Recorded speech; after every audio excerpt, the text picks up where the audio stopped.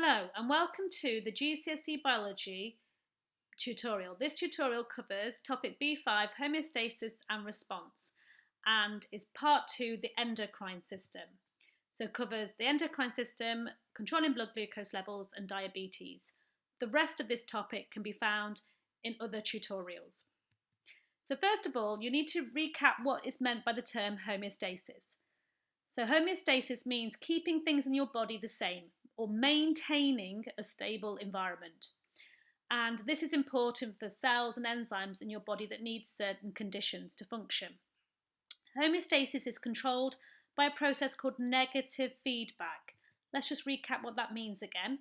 We've talked about it in the nervous system topic, and basically it's an automatic response, so it's something you don't think about doing.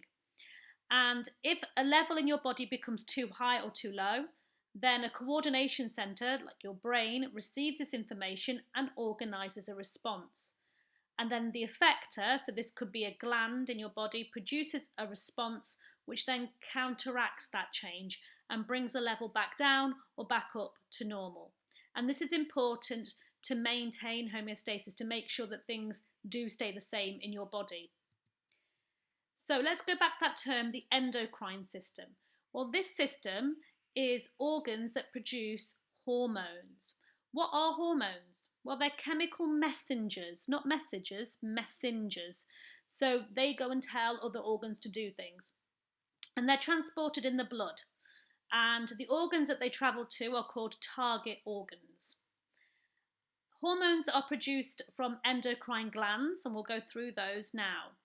You've got the pituitary gland in the brain, which is also called the master gland because that controls many other hormones. You've got the thyroid gland here in the neck, which produces the hormone thyroxine. The pancreas, we've talked about the pancreas before in digestion, but in this system, the pancreas produces the hormone insulin and produces the hormone glucagon. You've got the adrenal glands above the kidneys, and they produce the hormone adrenaline. And then the sexual organs, you've got the testes that produce testosterone in males. In a female, you've got the 2 ovaries which produce estrogen and progesterone. We'll be looking at these hormones later on in the topic. So you will also need to compare hormones and nerves. So in general, hormones travel slower because they're in the blood. They have a longer lasting effect, but their action is quite general. Nerves, on the other hand, travel faster because they're electrical impulses. They have a short-term effect, but their action is more precise. So let's start with the hormone thyroxine. Remember, thyroxine is released by the thyroid gland, which is in the neck.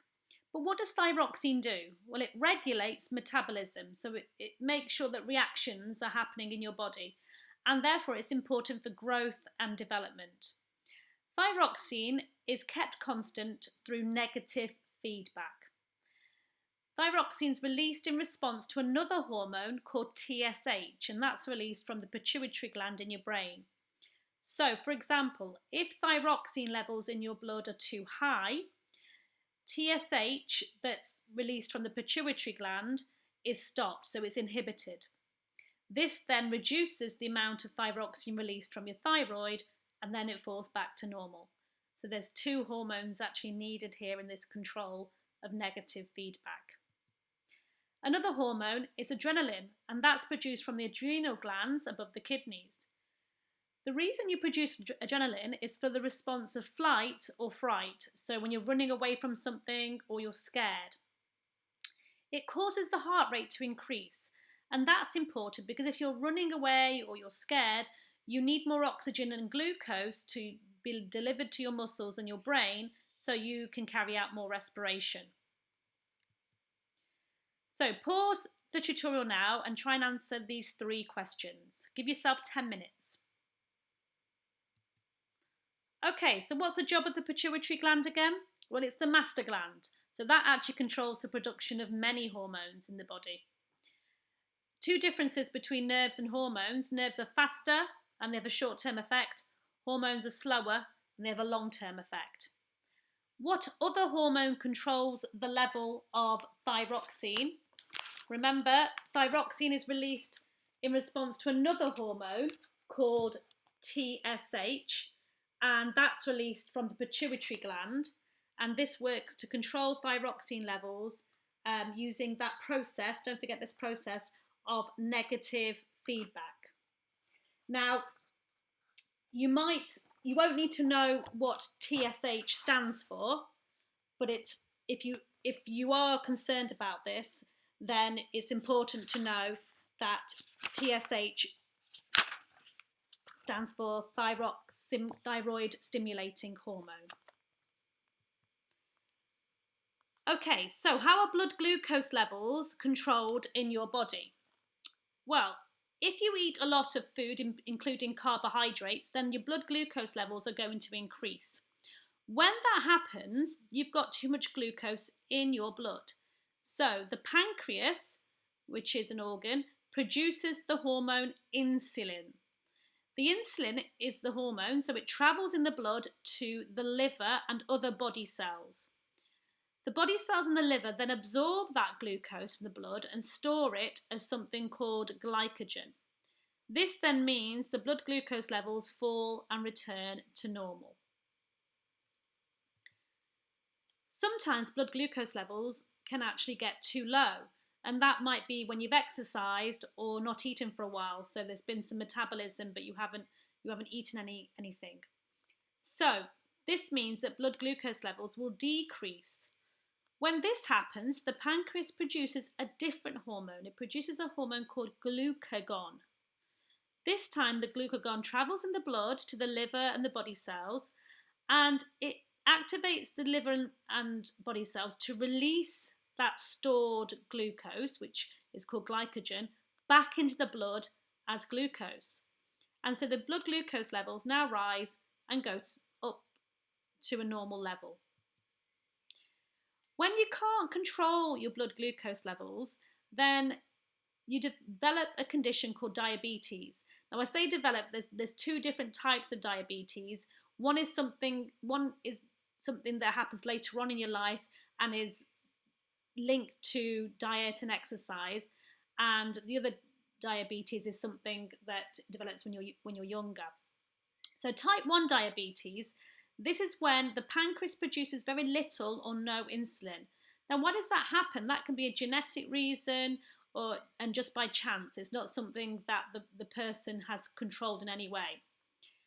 Now, because you're not making any insulin or very little insulin, blood glucose levels in your body can become really high, and that's dangerous.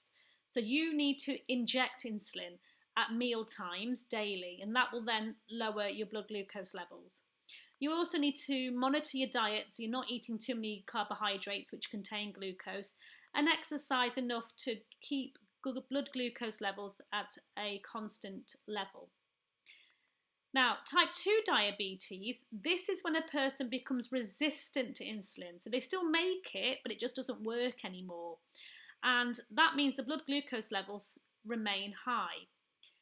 Now, this is linked to obesity and having a high body mass index, and that increases the chances of developing type 2 diabetes, as you can see in this graph here, when you look at people who are developing type 2 diabetes and their mean body mass.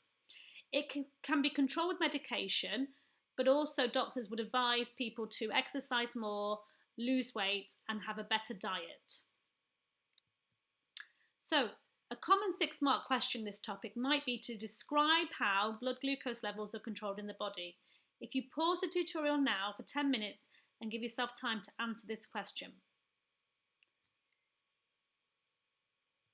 Okay, so when talking about how blood glucose levels are controlled, you need to talk about what happens when it gets too high and it gets too low. And sometimes people miss out talking about both hormones. So one thing you could say that the system that prevents it getting too high or too low is called the negative feedback system. And that's just mentioning that if something gets too high or too low, your body brings it to a normal level.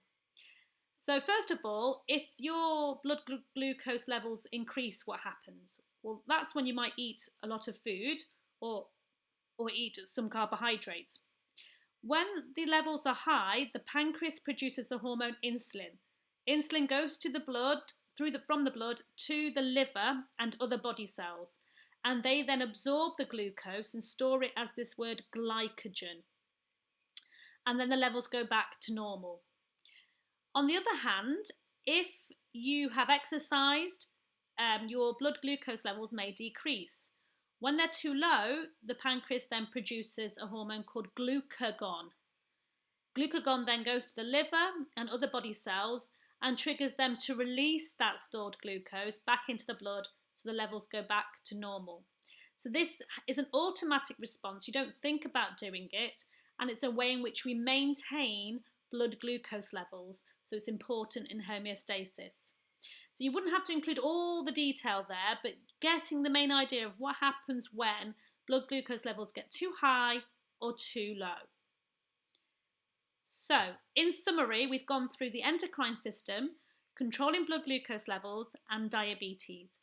For the next part of this topic, please look at the next tutorial. Thank you.